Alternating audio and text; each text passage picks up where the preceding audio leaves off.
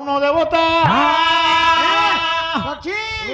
ये नुहलो आउ आगु को चाले बाबर धरा जगत्या ये सो धरा जगत्या ये किए धरा जगत्या कहले ना वर्तमान जाइछंती इंद्र जाइछंती वरुण धरा अजगत्या या अज कहले छेली बा आपनकर मेंढा मेंढा जहांकर वाहन मेंढा ऊपर बसिक जे गति करंती अजगत्या अर्थ अज उपरे बा मेष ऊपर जे गति करंती मेष वाहन कि ना अग्नि देवता ये होचंती अग्नि देवता ये नळ नुह तला धरान अजान धरान अजती क्षिपति धर कहले पर्वत पर्वत कहले उच्चा जगह को जे माटी ताड़ी फोपाड़ी दिए सीला महिष बा महिषी महिषी जहांकर गति महिषी जहांकर गति सी हेले जम देवता ये हेले जम तो नायं नळ एमाने नळ नुहंती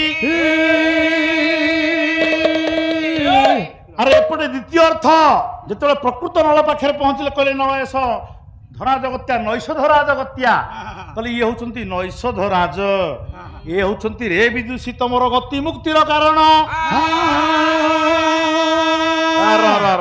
हे मोर ज्ञानी गुणी विवेकी महोदय से दिन नल बेकरे वर्णमालटा देला कि ना झियो दमयंती बापर रे एपटे ये गला कथा एपटे बाहर ये हे गला एपटे देवराज इंद्र फेरी आसिले आउ आपनकर फेरी आसिले कि ना सूर्य दि जण आसिला बेलू आउ कोन अछि कि बाहागर होउछि का संगरे ना गौतम को संगरे निजे ब्रह्मा वेदी ऊपर बसचंती पुरोहित होइगिरी ए उभय को बाहागर करूछंती किए ना भगवान ब्रह्मा जेतेबेले एक कथा को देखिदेले दि जण कहले अरे हमकु ब्रह्मा ठकी देले कि हमकु दूर को पठेई देला पर आमे ब्रह्मांड बुलिया भितरे एठी बाहागर कामटा को सारी देलेनी वेदपति ब्रह्मा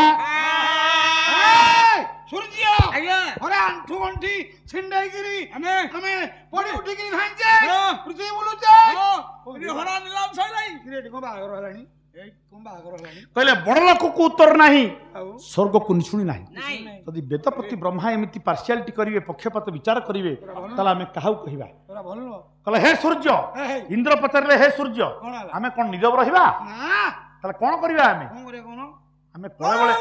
हमें कळे बळे कौशले अहल्यार सतीत्व अपहरण करिबा ताको भोग करिबा देवराज हाथ को जोड़ी देले सूर्य आपणकर कवि भंज वैदेहिश विलास आपणकर गोटे पद कहले सूर्य देवता कहले कहला ब्राह्मण जाया हे बारो अपना निवती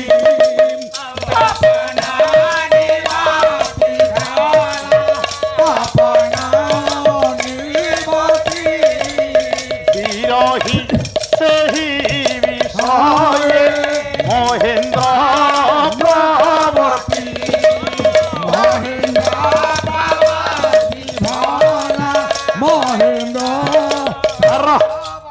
भुवन भास्वर सूर्य मना करदेले कहले हे देवराज इंद्र मोर इच्छा थिला अवश्य अहल्या को विवाह करिया किंतु मु आउ सेथरे हाथ मारिबिनी काईना जने ब्राह्मण स्त्री से हेई सारलेनी गौतम ऋषिंकर पत्नी हेई सारला परे अन्य जने पुरुष स्त्री प्रति लालायित हबाटा एटा आर्य संस्कृतिर विरोधी देव नीतिर विरोधी मु आउ से कथा करि पाइबिनी किंतु देवराज इंद्र आज्ञा महा अहंकारी इंद्र कहला सूर्य हे सूर्य कौन हला तमे जाई पारो किंतु मु जेबिनी कळे बळे कौशले अहल्या को हरण करबी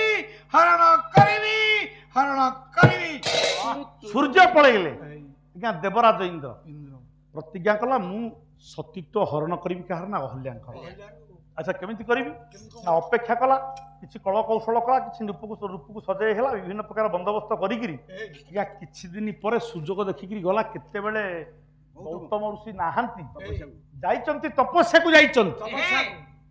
को जाइचंती सेतिकी बेले चोरंक भलिया देवराज इंद्र ताको आश्रम रे प्रवेश कला आपनकर संस्कृत वाल्मीकि रामायण महाकवि वाल्मीकि लिखिले कहले तस्यांतर विदित्वा च सहस्राक्ष सचिपति मुनिवेशम धर्म भूत्वा अहल्याङ्गिदं अप्रविद्ध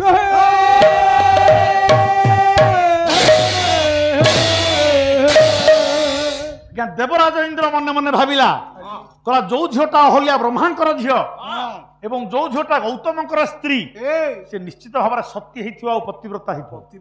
ଗୋଟା ପରପୁରୁଷ ପ୍ରତି ସେ ଲାଳାୟିତ ହବାଟା ଏତେ ସହଜ କଥା ନୁହଁ। ତେଣୁ କିନ୍ତୁ କଳେ ବଳେ କୌଶଳେ ମୁଁ ତାର ସତୀତ୍ୱ ହରଣ କରିବି। ତେଣୁ ଆପଣଙ୍କର ବାଲ୍ମୀକି କହିଲେ ମୁନି ବେଶ ଧରଂ ଭୂତ୍ୱା। ଆଜ୍ଞା ଭୟରେ ଦେବରାଜ ଇନ୍ଦ୍ର ନିଜ ରୂପରେ ନ ଯାଇ ଗୌତମ ମୁନିଙ୍କର ଛଦ୍ମ ରୂପକୁ ଧାରଣ କଲେ। ସ୍ୱାମୀ ରୂପ ଧରିଲା। ଅହଲ୍ୟା ନିଦଙ୍ଗ ବ୍ରବୀତ୍। ଅହଲ୍ୟାଙ୍କ ନିକଟରେ ପହଞ୍ଚିଲା, କହିଲା ହେ ଅହଲ୍ୟା, କହିଲା ହେ ଭାମିନୀ, ତପସ୍ୟାରେ ମୋର ମନ ନ ଲାଗିବାରୁ ମୁଁ ଫେରି ଆସିଲି, ତମେ ବର୍ତ୍ତମାନ ମତେ ପ୍ରୀତିଦାନ କର। ଆଜ୍ଞା ସେଇଟା ଥିଲା ଦିନ ବେଳ।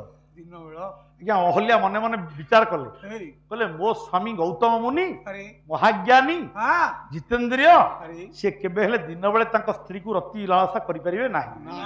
ଇଏ ମୋ ସ୍ୱାମୀ ନୁହଁ। ଅହଲ୍ୟା ଜାଣିଦେଲା ଇଏ ମୋ ସ୍ୱାମୀ ନୁହଁ, ମତେ ବିବାହ ହେବା ପାଇଁ ଚାହୁଁଥିଲା ଦେବରାଜ ଇନ୍ଦ୍ର। ନଷ୍ଟ ଚରିତ୍ର ଦେବରାଜ ଇନ୍ଦ୍ର ମୋ ସ୍ୱାମୀଙ୍କ ବେଶରେ ଆସିଛି। ତେଣୁ ଆପଣଙ୍କର କବି ବାଲ୍ମୀକି କହିଲେ ଅହଲ୍ୟା ମୂଳରୁ ସତୀ ନୁହଁ। ଯଦି ସତୀ ହେଇଥାନ୍ତା ଗୌତମ ଭଳିଆ ଜ୍ଞାନୀ ଲୋକ ତାକୁ ଦୀର୍ଘକାଳ ପଥର ହବା ପାଇଁ ଅଭିଶାପ ଦେଇନଥାନ୍ତେ। ଅହଲ୍ୟା ସତୀ ନୁହଁ। କାହିଁକି ନା ଆପଣଙ୍କର କବି ବାଲ୍ମୀକି ଲେଖିଲେ, କହିଲେ ସହସ୍ରାକ୍ଷ ଆଖଣ୍ଡଳଂ ଏ ବିଜ୍ଞାୟ ରଘୁନନ୍ଦନ ମତିଂ ଚକାର ଦୁର୍ମେଧା ଆଜି ଦେବରାଜ କୁତୁହଳା।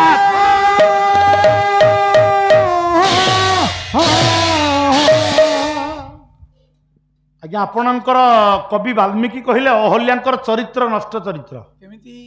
ସେ ସତୀ ନୁହଁ, କେମିତି? ସେ ଅସତୀ। କେମିତି କଣ କର? ସହସ୍ରାକ୍ଷ ସଚିପତି, ଆରେ ସହସ୍ର ଅକ୍ଷ ଯୁକ୍ତ।